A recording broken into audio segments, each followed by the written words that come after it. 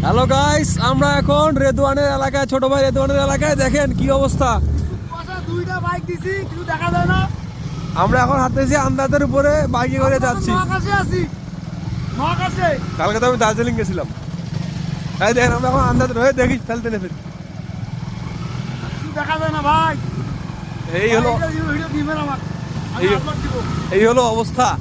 Hello guys, বাপরে দেখি যে সাবধান ভাই। যার সময় অন্য রাস্তা যাবো ভাই, একসাথে যাবো। হ্যাঁ দেখি শোনা। আরে ভাই আসলে তুই পড়লে পর, মুই পড়লে তো সমস্যা হয়। দেখি সাপে দিয়ে মুখ বোঝায়। এই আসতেই।